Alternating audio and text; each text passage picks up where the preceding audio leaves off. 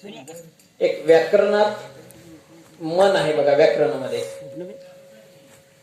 दीड दमडीचं तेल आणलं, सासूबाईचं न्हाणं झालं, आजोबाची शेंडी झाली, भावजीची दाढी झाली, उरलेलं तेल झाकून ठेवलं, लांडोरणीचा पाय लागला, वेशेपर्यंत वगळ गेला, त्यात हत्ती वाहून गेला.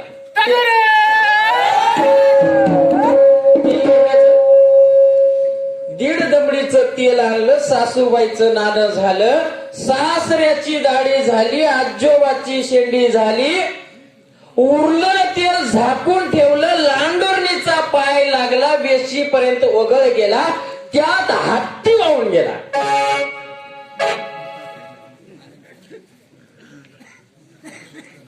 कसं झालं? बाईला वाटालं मी माहेरात हाव, दाबून मारतो की कसं मारला तरी हे काही केलं तरी जमून घेते वाटालं. किती पाय आपटत आली ना बाई, माहेरात राहिलं तरी सासरात भेटशील की मग बरोबर करतो.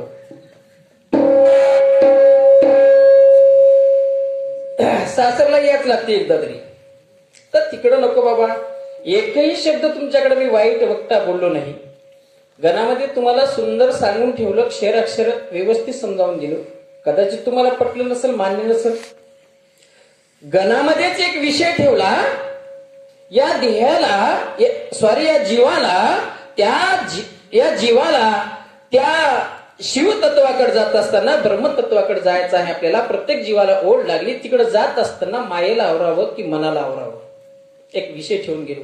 आणि भजण्याची परंपरा होई. आपण लहानाचे मोठा झाला, 60 वर्ष 65 वर्षापर्यंत आपला आज्या वय गेले. अनेक धोतर घालायचं आपल्याला कळणं गेलं. मला कमाल वाटायची.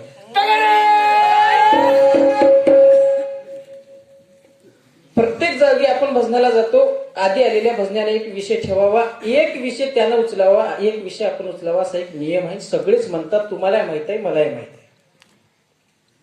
म्हणून एक विषय ठेवलो होतो की जात असताना भगवंताच्या प्राप्तीसाठी जर आपण एखादं कार्य करत असेल, त्याच्यासाठी जर आपण जात आहोत, जात असताना मायेला आवरावं का मनाला आवरावं, माझ्याकडून विषय गेला. पुढच्या पर्यात माझा आजा म्हणला, काम क्रोध ते नरकाचे 3 द्वार होईल, ती आधी द्वार बंद कर म्हणला. मी द्वार बंद करतो आजा, आणि मी चांगले चांगलेचे द्वार बंद केलेत. फक्त गालबोट लागू नये मला. म्हणजे काही असं त्याला काही कळणं आलं असं, हे किती बोंबलेलं असेल असं काहीच समजू नका आजा. हे मी बरंच करून बघलोय बऱ्याच ठिकाणी. आणि आता नाना काढून बाई म्हणलं की नाही, आता काहीच जमणं आलं, माया जमणं आली, मन जमणं आलं, काही जमणं गेलं, हे मला चांगलं लक्षात आलं. सांगू तुम्हाला, तुम्ही खरंच श्रोतेगण म्हणजे एक पंच असतात, आणि तुम्ही इमानपूर्वक तुमच्या मनाला ठरवा. एक मी सांगितलो की भगवंत चौशून्याच्या पलीकडे पंचशून्याला असणारा भगवंत आहे. मी 5 शून्य 5 देहाच्या ठिकाणी बसून द्यायला तयार आहे. आधी माझं उत्तर मी कंप्लीट करून देतो तुम्हाला. एक आहे स्थूल देह, स्थूल देहाच्या ठिकाणी आहे आद्य शून्य, देवता आहे ब्रह्म. सूक्ष्म देह आहे, त्याच्या ठिकाणी आहे मध्य शून्य, देवता आहे विष्णू. कारण देह आहे, त्या ठिकाणी उदर व शून्य आहे, देवता आहे महेश. महाकारण देह आहे, महाशून्याच्या जागी देवता आहे मूळ माया.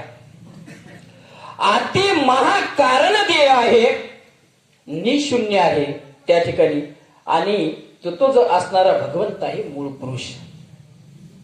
माझ्याकडून माझं प्रतिपाद्य उत्तर तुमच्याकडे आहे, माझ्या ग्रंथाकडे आहे, मी दाखवून द्यायला तयार आहे. एक पहिलं, तुम्ही बोलत असताना आता बोलून गेलात, पहिल्या पाऱ्यात म्हणलात की आमचा भगवंत असणारा तो 8 शून्याच्याही पलीकडे आहे. तुम्ही ऐकलात का ऐकला नाही?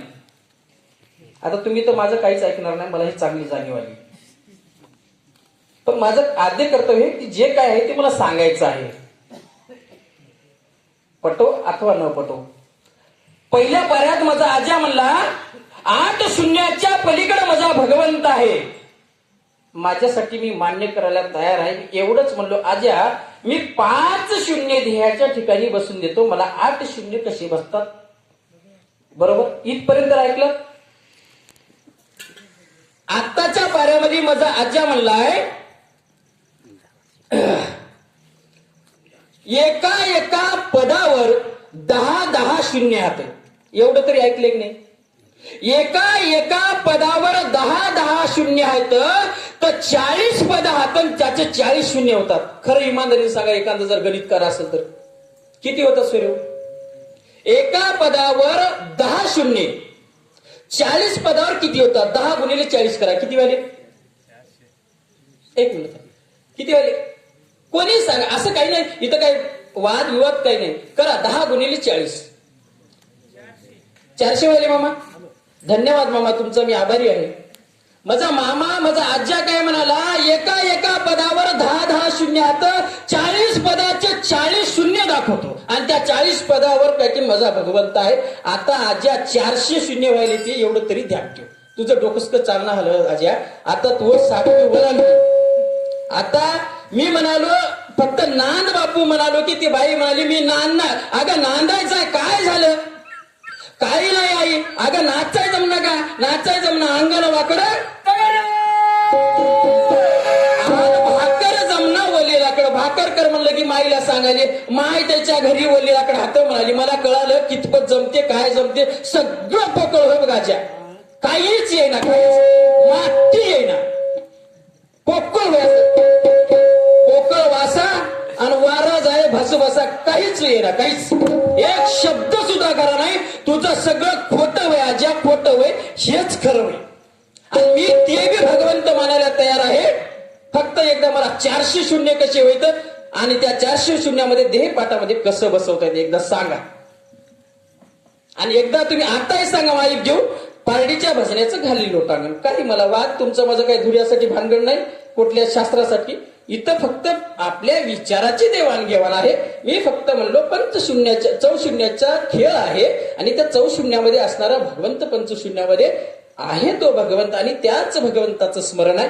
आणि जाताना पहिल्या शब्दात सांगलो की एका तंटामुक्ती अध्यक्षाने मला आल्या एक सूचना दिली, बाबा कोणी कुठल्याही पंथाचा असू द्या, कोणी कुठलंही नाम घेऊ द्या, भगवंत एकच आहे, आणि तुम्ही त्याचंच नाव घेता, आम्हीही त्याचंच नाव घ्यालो.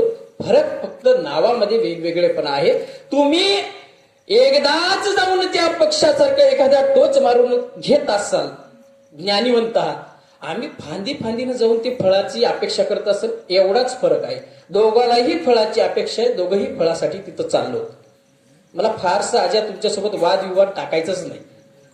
आणि तुम्हाला एकही शब्द जमना, हे कोऱ्या बाउंडवर सही करून देतो.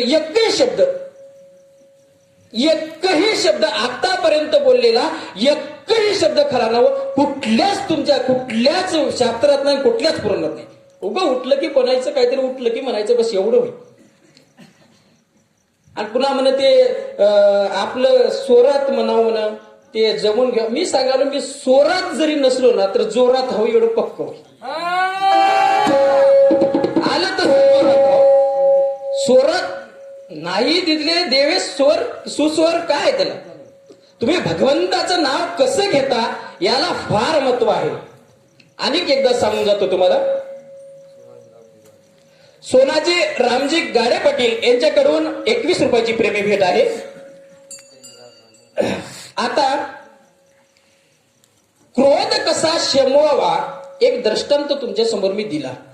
क्रोध कसा थांबवावा आणि कोणाला थांबला सांगत असताना नरसिंह अवतारामध्ये भगवंतानं अवतार घेतल्यानंतर नरसिंहाचं क्रोध आल्यानंतर नरसिंहाचं पोट फाडलं. पण एवढा क्रोधीमान झाला भगवंत की पूर्ण असं म्हणजे हे होऊ लागलं, चळचळ धरती कापू लागली. तेव्हा लक्ष्मीला बोलवण्यात आलं. थोडस मन लावून, मला काही आता इथं हे करायचं नाही. लक्ष्मीला बोलवण्यात नारदानं लक्ष्मीला बोलवलं आणि सांगितलं, माते तुझ्या शिवरी राग थांबणार नाही. ते रूप बघल्या बघल्या आपल्या नवऱ्याचं लक्ष्मी म्हणली, नारदा हे माझं काम नव्हे, हे मला थांबणारच नाही. मग कोणाला थांबल? त्याचा भक्त त्याच्या मांडीवर द्या. मला म्हणजे फार मी ज्ञानी आहे अशातला प्रश्न नाही बरं का. मी तुम्हाला सांगलेलं स्पष्ट सांगतोय. जेव्हा भक्त प्रल्हादाला भगवंताच्या मांडीवर दिले तर भगवंत आपल्या जिभेनं माया स्पर्श करून त्या ठिकाणी आपल्या भक्ताला चोंबाळू लागलाय. आणि तिथं भक्त भगवंताच्या मांडीवर गेल्यानंतर त्याचा राग शांत झाला. आता तुम्ही प्रत्येक पायात म्हणाले की त्याचा लईच वाढला नाही. वाढला तेव्हा त्यानं पोट चिरलं आणि कमी भक्ताकडून झालं. तो तसा भक्त पाहिजे, तसा भाव पाहिजे. भाव असेल तर भावे विना भक्ती, भक्ती विना मुक्ती, बळे विना शक्ती बोलू नये. आता आपल्यात बळ राहिलं नाही आज्या, तुझ्यात माझा आज्या तुझ्यात आता राहिलं नाही. 100% सांगालो की एक काही गोष्ट खरी नव. एकदा एक म्हणाल्या एक चौशून्याच्या सृष्टीवर किती अनंत शून्य मान्यच करतो मी. तुम्ही 1,00,000 शून्य म्हणा, मान्य करतो. तुम्हाला बेरीज नाही. आणि मी म्हणा कापसाची पट्टी आणाय गेलो, सोयाबीनची पट्टी आणाय जायनच आज्या तुझं अंग घालला गेलं ना. आता खरं म्हणजे तर आता वयच नव आज्या तुझं. उगा हाडमेड बोलत आता जुटते का? जुटते आता. कोणतंही काम वेळेत केलं की व्यवस्थित वाटते. कधी कोणतं केलं की चांगलं वाटत नाही. उगा पडशील मिळशील पाया. आता उड्या मार म्हणाले लोक 10 रुपये द्यायला, तू उड्या मारशील माझा आज्या आणि उगा एखादं तंगडं मिंगडं जाईल. पुन्हा ते जुट नाही बापू. आता खरं म्हणजे सगळं आता मला फारसं बोलावं असं वाटणं गेले खरं म्हणजे. पण झालंय कसं, औषध निक्क आहे बरं. डॉक्टर त्यांच्याकडे निक्क आहे, डॉक्टर माझ्याकडे निक्क आहे. आता घेणाऱ्याचं चुकलंय कसं सांगतो तुम्हाला. खाजची बिमारी झाली, माझा आज्या डॉक्टरच्या दवाखान्यात गेला एका चांगल्या वैद्याच्या, 400च्या 500च्या पलीकडल्या. त्यानं 2च औषध दिले, एक लावायला आणि एक पियाला. आणि लिहून दिलं, आज्या हे लावायचं होय, हे पियाचं होय. काय म्हणलं डॉक्टर? हे आज्या हे लावायचं होय आणि हे पियाचं होय. येता येता आज्या आता आपल्यासाठी गेल्यावर आज्याची बुद्धी भ्रष्ट झाली. घरी गेला, जे लावायचं होतं अंगाला ते पिऊन घेतलं आणि जे पियाचं होतं ते अंगाला लावून घेतला. आता कसा भरडा चालला असेल म्हणालो. ते भरडाच करतात म्हणते. आता कसा भरडा चालला असेल बरं. असं उलट झाल्यावर आज्या लई भरडा जाते. आणि ते भरडा असा जाते, झाडलं तर पकडते ना हातानं भरतो म्हणलं तर हाताला येईना एवढा भरडा पातळ जाते म्हणालो.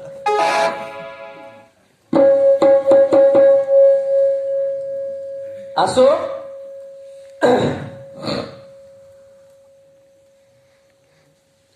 आता काय तुम्हाला माझ्याकडून काय अपेक्षा आहे, ऐकायचं नाही ऐकायचं तुमचं तुम्हाला माहीत. आम्हाला हे बी कळालं, माहेरात बाई पाय आपटाली एवढं पक्क होय.